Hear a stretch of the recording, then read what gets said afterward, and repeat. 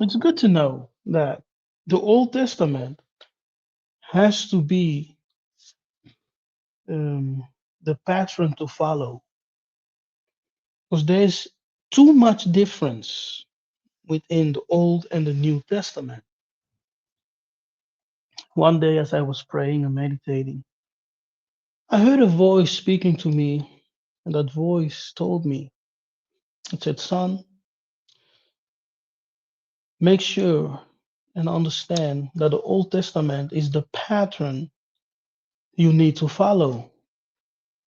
If there is anything in the New Testament that deviates from the pattern which is set in the Old Testament, know for sure that there were some things that they have changed there. Okay? Even when we are dealing with salvation, when you study salvation, the word salvation itself and the act of salvation, when you study it from the Old Testament books and perspective, salvation always dealt with the Most High saving his people from oppression and from the enemies. And he would anoint someone, right? In some cases, um, no, he will anoint someone to save his people. And that salvation had nothing to do with spiritual salvation of the soul, right? Salvation of eternal condemnation. No. The people of old were chosen and anointed to save their people from the hands of their enemies. So they will deliver them. The same thing when you see example in the book of Exodus, a good example, and with Moses himself. He was told, I'm sending you to Egypt to save the people, right? And to bring them out. In the book of um, Exodus, when the Egyptians came after them, right? After they left Egypt, the Egyptians came after them. Moses opened the sea. You all know the story. The Israelite crossed. The armies of Pharaoh came behind them. And Moses said, don't be afraid. Today you will witness, you will see the salvation of the Lord. Ingeta, the salvation of the Lord. Understand?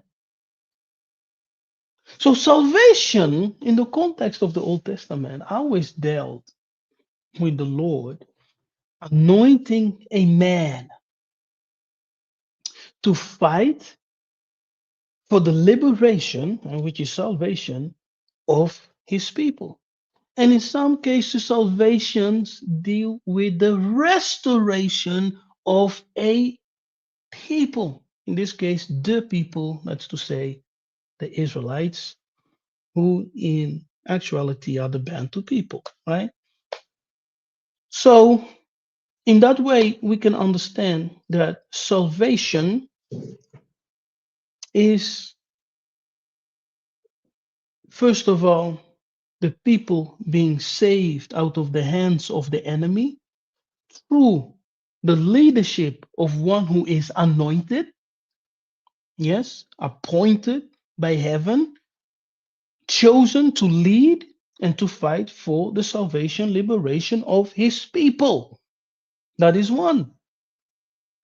Second, salvation in that context also means the restoration of the people. Yeah? Restoration back to their country, back to the culture, back to their traditions. That's also called salvation. You understand? Now, with Christianity, we have been taught something else.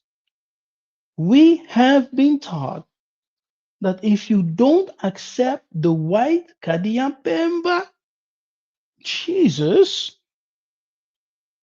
there is no salvation for you, and you will go to hell, and you will spend eternity in the fires and pits of hell. But how is it that when we read the Old Testament, we read nothing of that sort? Okay? There's nothing of that sort in the Old Testament that says if you don't believe in Christ, you will suffer eternity in hell. Why the difference? Why all of the sudden in the New Testament we see this hell condemnation for all eternity? Now, let me repeat what I said, just in case you missed it or you didn't really understand it. When we study the Old Testament and we're dealing with salvation, in the Old Testament, salvation is never presented as um, believe in God for the salvation of your soul. But salvation in the Old Testament always has to do with God anointing an individual to fight and save his people out of the hands of their enemies. That is salvation. Second, salvation is also the restoration of the people in their land.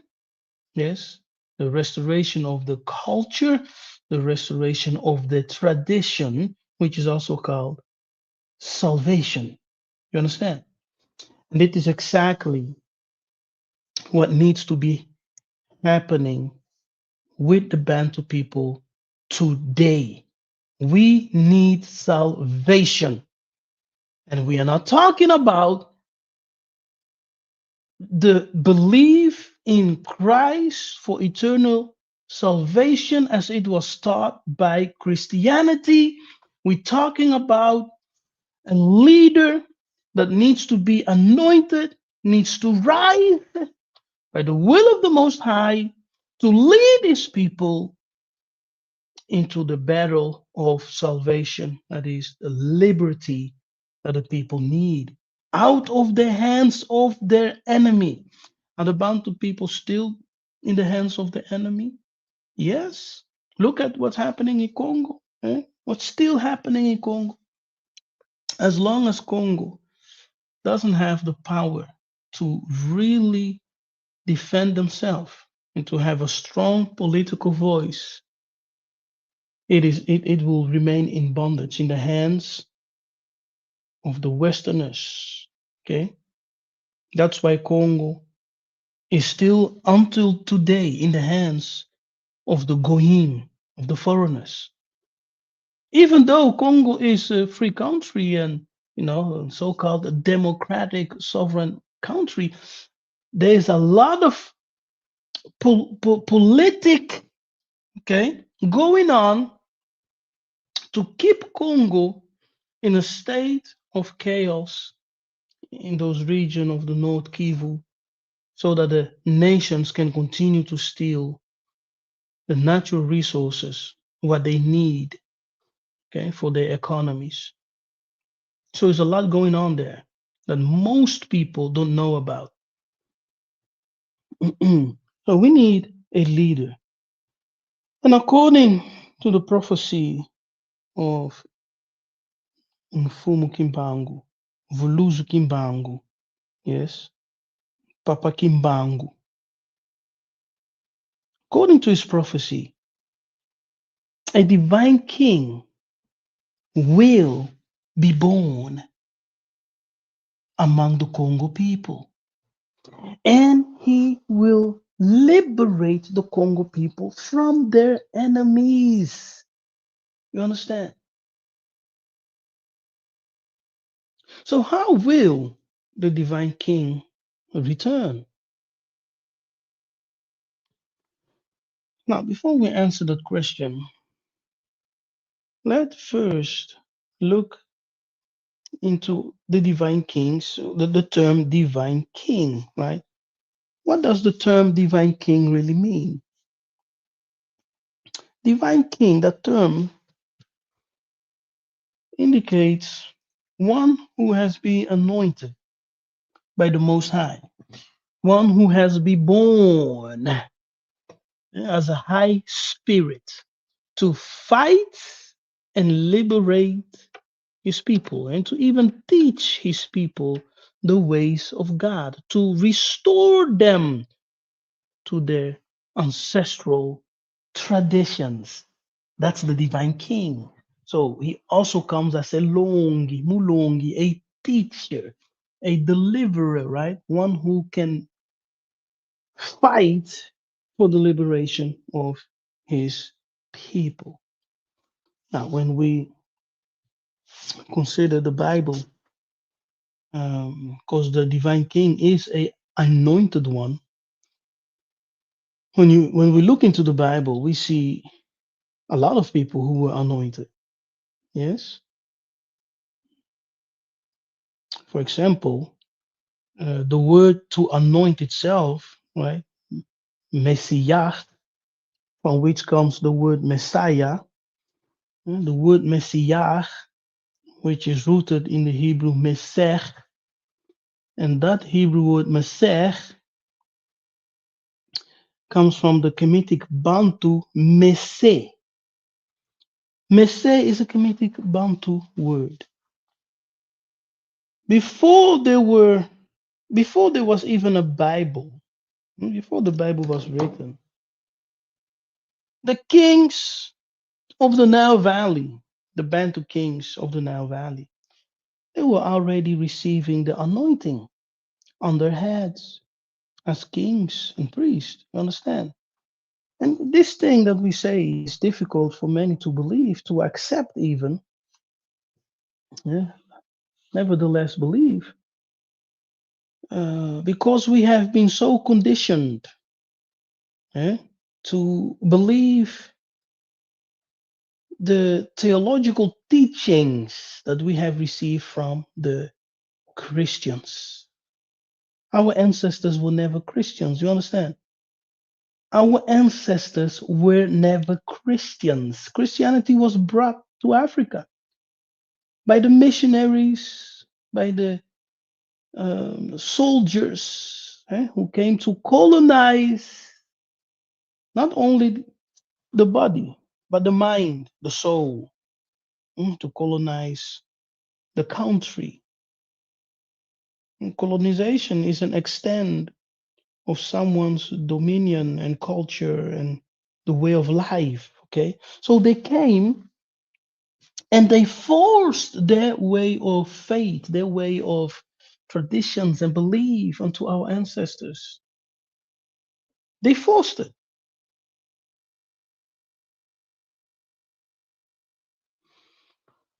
With that, we today, many today in Africa are Christians. They are ready to die for the Bible. Okay, ready to defend the Bible until death. Are you one of them? Hmm? Are you one of them? People who say the Bible is the word of God. If you go against it, you will burn in hell. Okay. Why is no one burning in hell in the Old Testament? Hmm? Tell me. Why is it only in the books of the New Testament that we are introduced with hellfire? Brother and sister, it's time to ask difficult questions. It's time to have hard conversations. You understand? So the word Messiah, which is rooted in the Hebrew Mesech, and Mesech, which comes from the Bantu Messe. Messe also means the crocodile. And the crocodile is what? It's a Bantu totem. because the kings of old, as they received the anointing oil, this was a mixture of the fat of the crocodile, myrrh, and some spices and whatever. Okay, and that was the anointing oil of which the kings received. So the crocodile is the totem, yes, of the anointing. It's the crocodile. This crocodile in the Hebrew is called Tanim. This is the crocodile that Moses manifested by the transformation, metamorphosis of his staff. Moses used this. Hmm? So his staff transformed in a tanim. A tanim is a crocodile. Yes, it's not a serpent. In some translation, they will say dragon. Yes, in a modern translation, it's a crocodile. And this crocodile is a Bantu totem. Yes, a Bantu totem for the anointed kings, as it was with the, sometimes I want to say things, then I back down because we are on YouTube and there are a lot of spiritual children on YouTube who don't necessarily understand the things that we're sharing here. And so, even though the things that I'm saying are quite controversial for many people, believe me, I'm not even saying the half of it. As many of you here on YouTube land cannot handle it. You are so invested in the Bible, you still believe that every word and every letter is exactly what it is, right? The Word of God, 100%. We believe in the Bible, we read the Bible, we, consider the Bible as a book given to us by the Most High that can help us to refine ourselves and our place, our identity. However, Papaki Kimbangu, Voluzu Kimbangu, Mfumu Kimbangu, we clearly said the day will come that we will have what? Our own restored sacred book. You understand? Now we're reading the Bible because the books that we had have been taken, have been removed. Mhm. We just have the Bible. So he said, read the Bible, use the Bible. By doing so, you will catch the thief with the object which he stole. That is to say, that the Bible, in its original, was Bantu scrolls that they took, worked it, created their religion around it, and then came to Africa to give us something that is polluted. Okay? And our ancestors knew that it was polluted, but they forced and killed our ancestors to submission. Generations later, Africa is predominantly what? Christian. Huh? And since we have been Christians for so long of time, have we progressed in life? Has African life progressed? Have the nations, the Bantu people in Africa progressed? Huh? With Christianity, God our side, Emmanuel, God with us, have we progressed? No, there's no progression, right? With Jesus, with Christ, with the book, and confessing Christianity, we have seen none of it. None. How many churches are there in Congo? How many churches are in Angola? How many churches are in Gabon, South Africa, Nigeria, Kenya? Ghana, Mozambique, Namibia. How many churches are there? Hundreds, thousands. Hmm?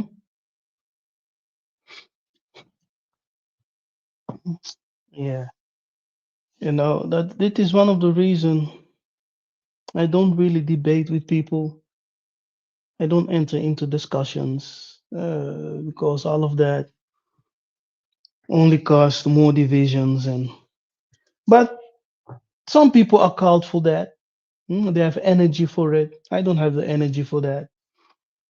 I just share and teach, and let those who have an ear, let those who can understand, hear and understand. That's it, right? It is what it is. So the word Messiah, which comes from Mesech, and from the Kemetic Bantu, Messe, which are reference to the crocodile. That's why in almost all African maps, you will see a man standing on a crocodile. Why is that? Why does a man stand on a crocodile? That's a sign of initiation. It's a sign of power. You understand? Hmm. They took that sign of power in my life. They took the sign of power, which is the crocodile, right? Sign of initiation power of the kings. They took it, and the French, they made a brand of it. And that brand is called Lacoste today. Hmm. Coincidence, eh? Coincidence? Hmm. And there's another symbol that the French took, which is the le coq. Le coq. Do you know the brand Le coq, which is also an African symbol? It's a symbol of the mm, rooster. Yes, the symbol of the rooster, Le coq, which is also an African symbol. The French took it as well and made a brand of it. Mm. Kadiampemba. Ah, Kadiampemba. Unbelievable. Eh? Unbelievable. Okay, so that is the etymology, right, of Messiah, which goes back to the crocodile. The crocodile is an African animal. Yes, the crocodile is an African animal. You see the crocodile, the Nile, see the crocodile, the Congo River, ancient times. There's crocodile Nigeria, right, in Benin. Crocodile is an African animal. You don't have crocodiles in the Middle East, okay? You don't have crocodile in the Levant. It's ridiculous. Crocodile's an African animal. So when Moses confronted Pharaoh, the staff transformed, metamorphosed in a crocodile. Amazing. And so that shows you African connection. Now, another thing, for those who want scriptures, hey, give us the scripture. You know your scriptures. You can Google whatever. Okay. I'm not doing a lot of scriptures today. I'm just discussing something here with you. If I want to go to scripture, I will go to a scripture. But you can verify everything I say. The scriptures are there. Okay. Search for the transformation of the staff of Moses. You will see that is first of all, the Most High, when the Most High spoke with him, it uses the word nachas, nachas, which is serpent.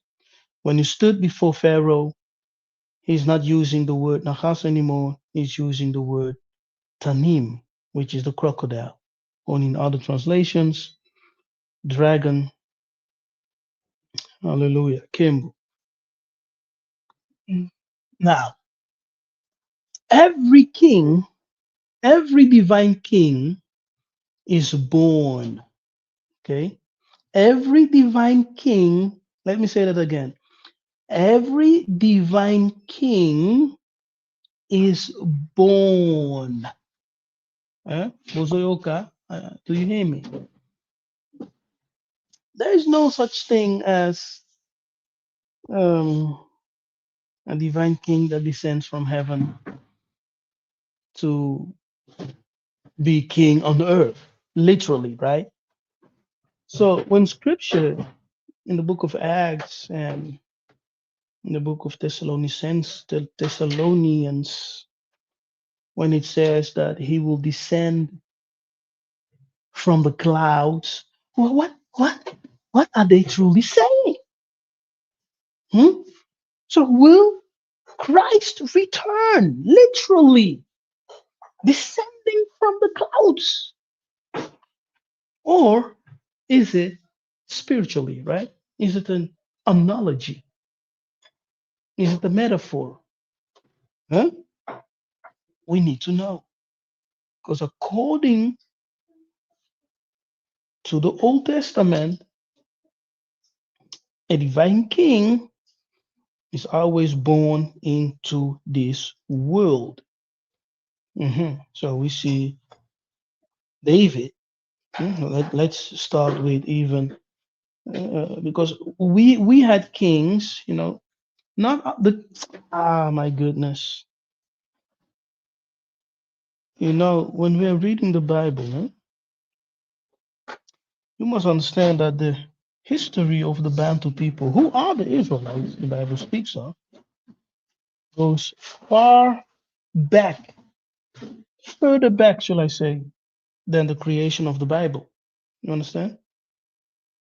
It's go further back than the Bible itself. Mm. Something we need to grasp and understand. Mm. And if Kimbangu says that we will have our own sacred book and that the Bible will disappear, that's no heresy, okay? Because even the Bible itself tells you that the Bible will come to an end. It tells you. But only in the New Testament we read, heaven and earth will pass away, but my words remain forever. And people will easily translate that to say, you see, the Bible will never pass away. It says, my word will never pass away. So his word has spirit and life. So spirit and life will never pass away. And we as Bantu people, we are spirit, right? And when we connect with the breath of God, we ourselves become the living word of God, the living word manifest on earth, the divine king, the anointed one. In Bantu tradition, this is what I'm saying here.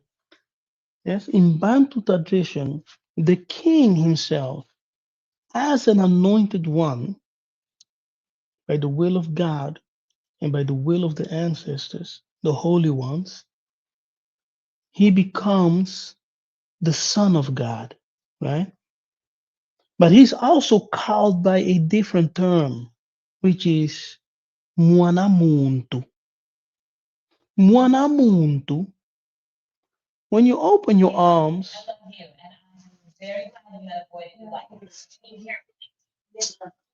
when you open your arms, yes, you see in your palms, you see MM. In your left palm and in your right arm, you can see the letters M. That's God's signature. It means Mwanamuntu. MM, Mwanamuntu. Now, the king was called Mwanamuntu. Mwanamuntu is a term that means son of man. Yes, son of man. This term was also used for the king. Yes, for the king, because Mwanamuntu is also connected with a different Bantu term, which is Mwene. Mwene, which is a title for kings.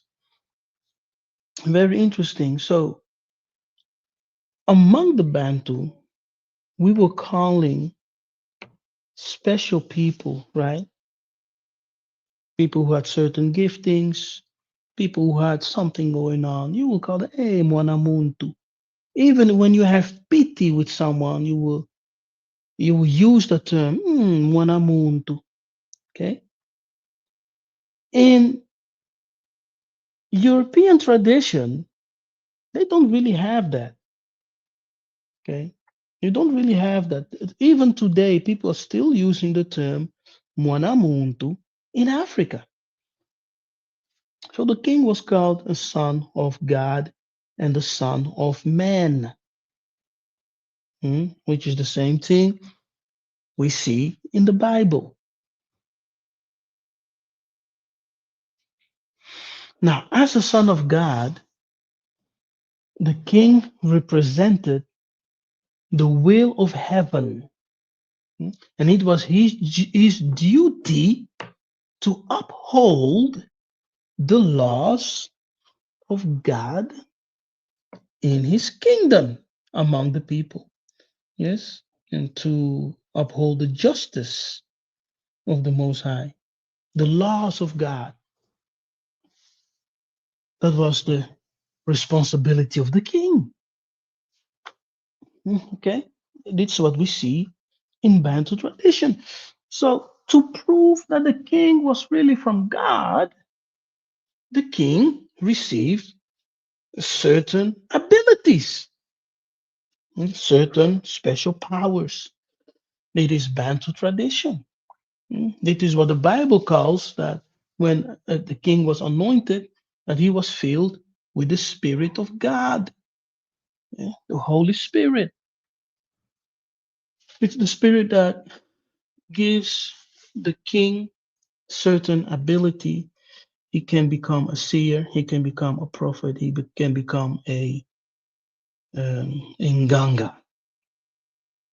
Okay, interesting, eh? Now, let's move to the Christ Spirit.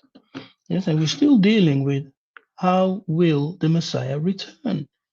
Now that we have understand all that, now let's deal with the Christ Spirit. When we read the Bible, we are told that certain spirits return. Hmm? Isn't that something? Certain spirits return, and certain spirits can also inhabit other people. You understand? For example, my spirit, if I wish so, and if you desire, can inhabit you. Hey, Nabi, what are you saying, man? Hmm? Are you crazy? How is that possible? That's some pagan stuff you're saying. If what I'm saying is pagan, please throw your Bible away. Okay? Don't read the Bible anymore because the Bible is pagan. So let me repeat what I said. In Bantu tradition, spirits of men can inhabit other people and gift them with the ability that the owner of the spirit possessed when he was alive. You understand? This is what we call the transmigration of spirit. When a person dies, we are dealing with the transmigration of the soul. His soul leaves this realm and enter into the realm of the ancestors, the realm above this physical realm. Mhm. Now, his spirit transmigrates with him. The soul and spirit go together. However, one is able to send his spirit, right, to inhabit one who is alive today on the earth. And this is what it called the transmigration of the spirit. That is to say that the spirit of a Mwanamuntu can transmigrate to live, abide in a human vessel to empower that person with his giftings, right? His strength, his abilities, whatever qualities he had. Hmm? Amazing, right? Now, this is exactly what we see happening in the story of Elijah and Elisha, or Elisha. When they crossed the Jordan River, yes, eh, Elijah, as we are told, was taken up. Hmm? He left this planet and went to heaven. But before that happened, he asked a question, and he said, "Hey, please listen very carefully what we're saying now." Elisha asked the question. He said, "Master, hmm, Mfumu," he said, "Mfumu, please give me the double portion of your spirit." He did not say, "Give me the double portion of the Holy Ghost. Give me the double portion of the Holy Spirit." No, he said, "Give me a double portion of your spirit." Mm. Okay, okay. So, what is that all about? What is that all about? Why is he asking for a double portion of the spirit of Elijah? Now, it happened that when Elijah was taken up, his mantle fell.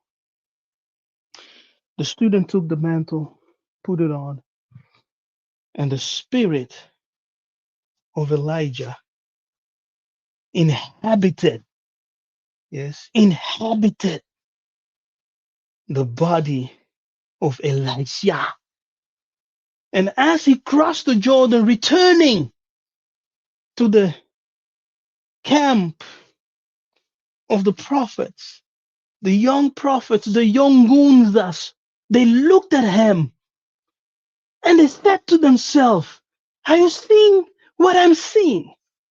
Are you able to discern what I'm discerning? Eh? What are we seeing?" And they said to themselves, "The spirit of Elijah is upon him, dwells in him, inhabits him." The spirit of Elijah. They did not say the Holy Spirit. Hmm? They did not say the Holy Ghost. They said the spirit of Elijah inhabits him. Ah, oh, brothers and sisters, come on. So if you say that the things that we share from our Bantu Bukongo perspective is pagan, please throw your Bible away. Come on now. Huh? Come on now. Am I talking to someone here? Ah, have I lost you guys? Even when we look into the story of Moses, hmm? When Moses was told to gather the 40 elders or the 70 elders, what did the angel say? What did the Lord say to him? The Lord said, "I will take from your spirit." Isn't that something? He did not say, "I will anoint them and fill them with the Holy Spirit." But he said, "I will take from your spirit." Ah, come on. Some people, you're reading the Bible, but you don't really understand what you're reading, man. You're just reading the Bible. You're reading stories. You listen to seminars, and you think you know stuff. You think, oh, I understand now. Everything you read in the Bible is taken from Bantu tradition. So to really understand it, you must study Bantu philosophy, Bantu, tradition, Bantu so-called religion, traditional teachings of Bantu, and you will come to the understanding that this Bible you're reading, never mind. Mhm. So he said, I will take Moses, I will take from your spirit, Moses, and put upon the 70 elders. So the 70 elders received a portion of the spirit of Moses, which we in the Bukongo call the transmigration of spirits. You get it? So when a saint departs, when a righteous king, a righteous prophet, a righteous man departs, his soul transmigrate to the other realm. He can choose to transmigrate his spirit into one of his family members, into a chosen one, whatsoever, to share with them their own qualities, right? Their giftings, their abilities, etc. And that is exactly what we see happening in the book of Meleachi or Malachi, Melakhiah, chapter 4, where it states Moses and Elijah will return. Now, how can Moses and Elijah return if they're dead? You understand? How can Moses and Elijah return if they're dead?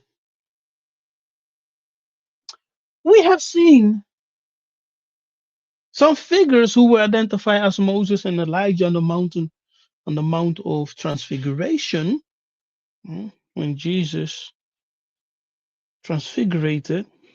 We are told in Scripture that two figures appeared and that they were identified to be Moses and Elijah.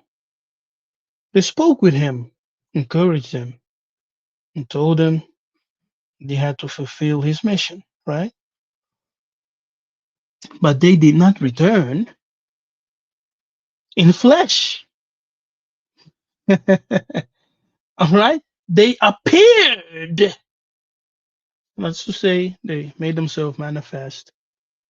And Jesus in the story was able to see them, and also the three disciples who were with him were able to see them because they manifest. They presented themselves in a way visible to the eye. But Malachi states Moses and Elijah will return. So, how will they return? Hmm? In the same way they return, that's also the same way the Messiah will return. You get what do you understand? Hmm? Do you understand? Uh, it's difficult, eh? Difficult to understand this, eh? Because you have been conditioned by Christian teachings. You know that even the camps are still conditioned by Christian teaching, because when you still believe that Christ will return in the flesh from the clouds, there's nothing changed. Yeah, there's nothing changed. The Messiah is born. So how will the Christ return? It's the same way Moses and Elijah will return. That is to say, that their spirit will transmigrate into a human vessel. That is to say, that someone will be born and the spirit of Moses will operate in them. The spirit of Elijah will operate in them because they have been chosen. Yes, they are chosen vessels. Christ will return, Messiah, that is to say, that the spirit of Kuswa Congo, the spirit of Christ, will work in them. And the spirit of Christ, Kuswa Congo, is not returning eh, to save souls. No, he's not returning. The spirit of Christ is not returning to save souls as Christian church has taught. Hmm? It's a lie. It's a deception. But how will he return? And for what purpose will he return? For the salvation of the world? To save all Christians?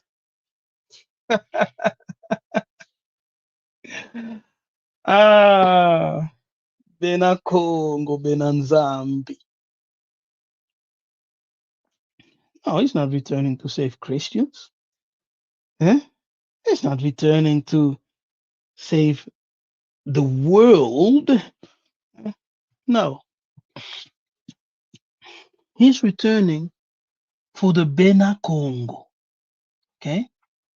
The Spirit of Christ is returning and will inhabit a Mukongo for the salvation and liberation and the restoration of the Congo people, the Bena Congo, Bananzambi. You understand? That's the reality. That's the reality. That's the truth. But how many people will accept it? How many people will say, oh, let us pray for the return of the divine king in Congo? Don't look to the sky. Look among you. For the king will be among you. But Christianity has us looking up, right? We're not looking among us. We're not honoring each other. We're looking up and expecting a white Caucasian sitting, riding a white horse with the host of heaven coming down from the sky. And for Hebrew Israelites, he's black with eyes red as fire, right? Because he drinks wine. It's a ridiculous interpretation. His eyes are red because he drinks wine. He's coming from heaven. He's angry, ready to destroy all nations. According to Bukongo, and by the words of Kimbangu, the divine king, yes, who is Messiah, will appear. Yes, his spirit will inhabit someone who has been born among the Bantu people. Yes, and the spirit of Christ will inhabit that person. And he will devote himself in the three powers, Makuku Matatu, Malamba Congo, Nsaku Panzuzinga, it's the political power, spiritual power, scientific power, and he will fight for the liberation, restoration of the Bantu people. You understand? And Kimbangu said that in those times, if there is a nation that comes against the people of God in Africa, that their land will be submerged beneath water. Their land will be flooded.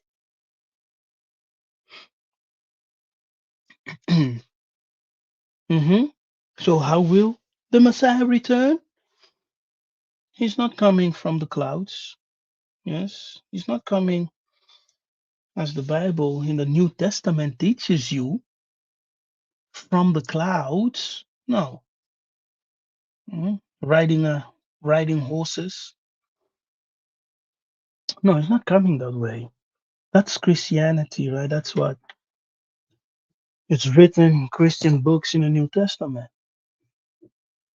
Our ancestors, and including Simon Kimbangu, they were very clear. He said, no, the king is always born amongst us, and the spirit of the ancestors will dwell in him. The spirit of Christ will dwell in him. The spirit of great initiates, great kings can dwell in him and give him some giftings, like we have seen in the examples that I quoted from the Bible itself. You understand? So there's nothing funny, it's nothing strange, nothing, to be scared of, nothing to call pagan. We call those things pagan because you don't understand it and you don't recognize it in the Bible. Eh? That's the problem. You don't know the culture of, you don't know the Bantu culture. Even those in Africa themselves, when you are ignorant, they don't know because they have been indoctrinated to Christianity. So they don't know. That's why you need to praise and appreciate those who are enlightened, those who have received the knowledge and who are sharing that knowledge with you. Yes, kings are born. They are born. They are souls which are born with a divine mission. So they are born in the world, and if it's their destiny to operate in the sphere of Messiah, Savior, that spirit will be upon them. It will inhabit them. Ingeta. So, in one of my latest video here on YouTube, I talked about Masambukidi and how he has been, actually crowned as king in Congo, DRC. Yeah, so many people had questions about it. Some say yes, he's the divine king. Others say no, he's not the divine king because where are the signs? Yeah, there's supposed to be some cosmological signs. We haven't seen those signs. Others say, okay, let's see what will happen, right? Let's see his works. Because if he claims to be the divine king, if he claims to be the one prophesied to appear, to manifest. So let's see if his work will testify of the fact that he is who he says he is. And that's also where I stand. I'm like, okay, if he claims to be the one, let him prove himself and we will know, right?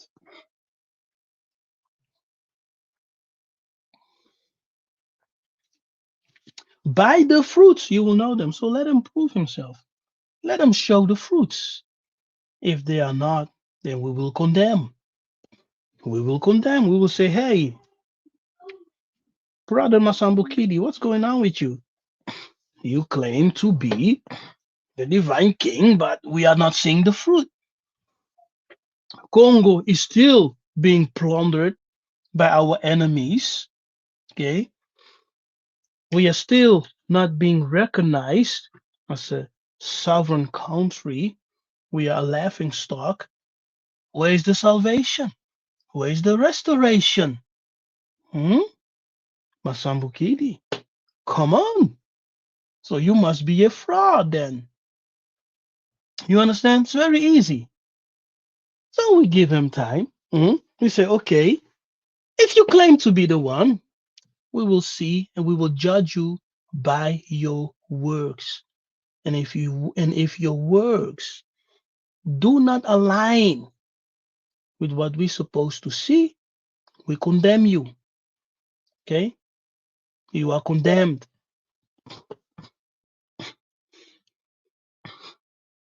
And it goes for everyone else who's out there claiming to be the divine king. Whether you are in Angola, whether you are in Kinshasa, whether you are in Brazzaville, in Gabon, wherever you are. If you claim to be the return of the Messiah, we don't see the work in you, you are a condemned person.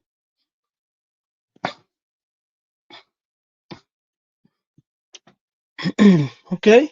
You are a condemned person. There's no other way to say it because the return of the Messiah is not for the world, it's not for the liberation, salvation of the souls of Christians. It's not to come and rapture Christians. No. The return of the Messiah is for the salvation, the liberation, and restoration of the Bantu, yes, whom the Bible called Israelites. It's for them. And he will not come from the clouds. He will be one who is born in the midst of his brothers. Born. Flesh of our flesh. Blood of our blood. But with a divine mission and the Spirit of Christ that dwells in him. Because the Christ is a spirit. Okay? Christ is not a person. Christ is not Jesus' last name. Okay? Jesus' name is Yeshua or Yiseka'yah. Yiseka'yah in Bantu. Yiseka'yah.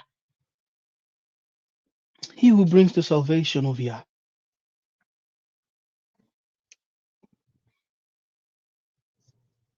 He who comes to save. His name was Yiseka'yah. His name was not Jesus Christ. Because Christ is nobody's name. Nobody's named Christ. Christ means anointed one. Understand? David was an anointed one. Moses was an anointed one. However, not anointed by men, but he was anointed by the Most High. He became a savior. Huh? Saul was an anointed one. Aaron the priest was anointed one. Understand? The kings of Israel, kings of Judah, were anointed ones. And that word anointed one in Hebrew is Messiah. In Greek is Christos, which gives us the English Christ. Understand? That's it. So Christ, that term denotes a spirit. Understand? So we must separate Jesus and Christ. Jesus was one individual. Christ is the spirit. You guys get it? Are we together? So the spirit Christ inhabits the kings of the Bantu in ancient times, and the king who will have to appear will be inhabited by the Spirit Christ. Mm. Kuswa, the Spirit of Congo. Hallelujah. Kembo, Kembo, Kembo.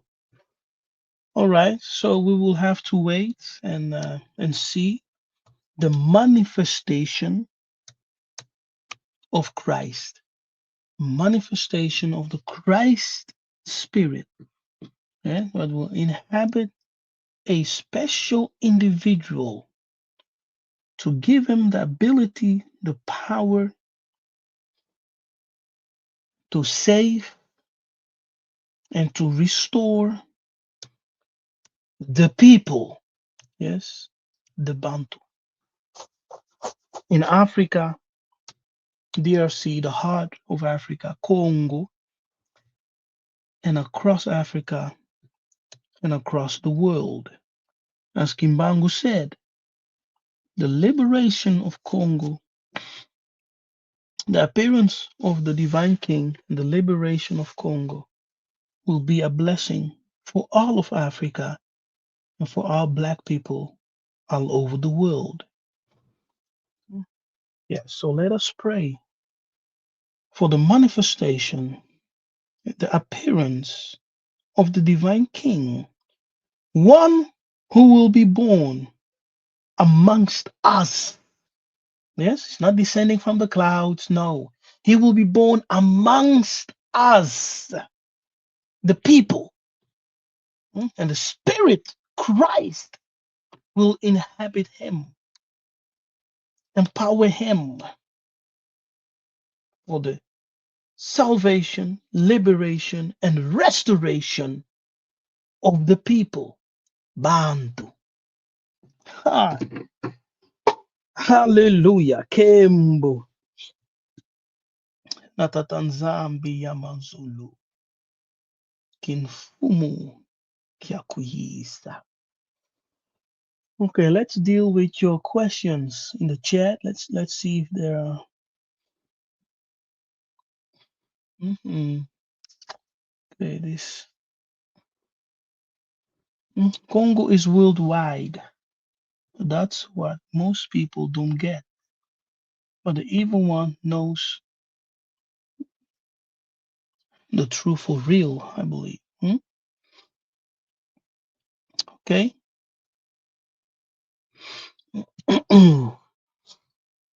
He is not the divine king, but just an inspiration for the coming of the divine king.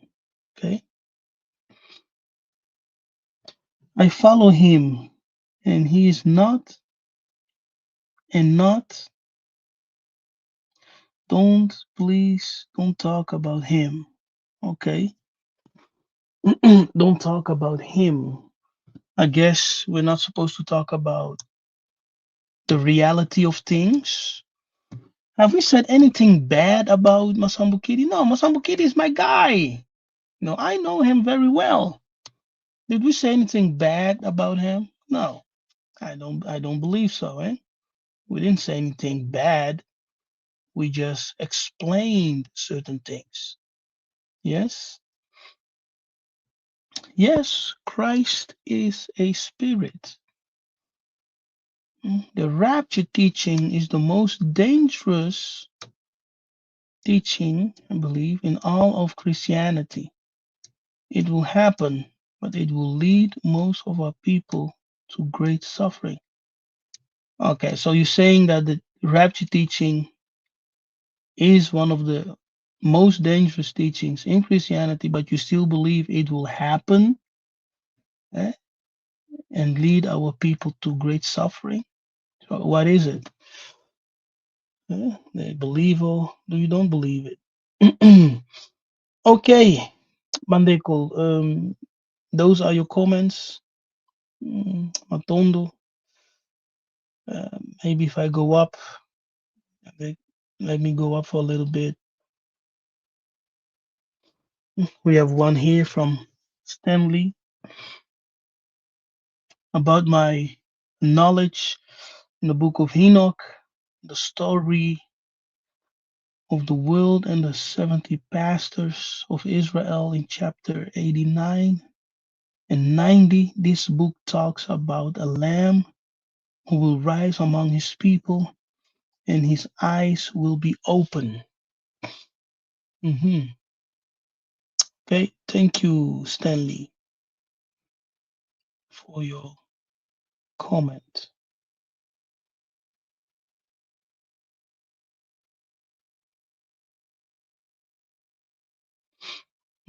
There's another comment from Stanley, and he says, "Eyes open means that he will, he will lost." We don't understand. He will. Okay, I don't get you here. One way to follow the Torah, and in the tribulation, he will call Micaiah to help him against the Rome Empire, totem eagle or falcon. Yeah, you know, the falcon is also an African totem. Eh? Many of the totems the European used were initially African totems. Hmm. All right. So we have one from Byron Baya. It's a fallacy to say that the Bible is the word of Yah.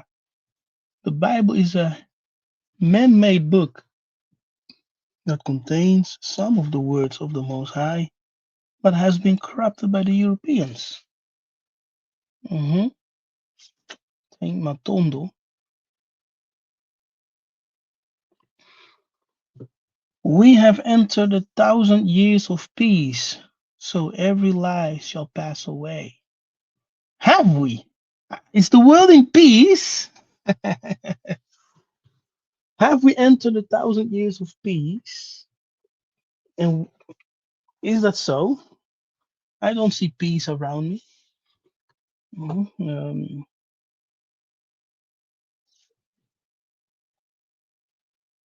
Yes, we are spiritual. So, um, thank you very much for your comments. Yeah, we are together. Okay, and I know for almost a certainty that if you are watching this broadcast live, you are one of the hardcore followers of Nabi Kefa. Okay, otherwise you won't be watching me live because a lot of things that we say and teach on this channel, people don't like it, people don't love it, people hate it. But if you're here, you're subscribed, you're watching me live, that means that you enjoy the teachings and the revelations that we bring here, even the discussions that we have. Amazing. So may Tatanzamba bless you, may Tatanzamba increase you, may Tatanzamba shine his face upon you and give you his peace. Salama, Kembo. All right. So I'm Nabi Kefa. Till we meet again, may Congo reign. Be well, be safe, and above all, know thyself, know who you are. Our ancestors were never demons, they were never worshippers of the devil, they were actually holy men until they lost the way, till they were defeated by European deceptions and force convergence. Hmm? Thank you for watching. Until we meet again, may Congo reign. Ingeta.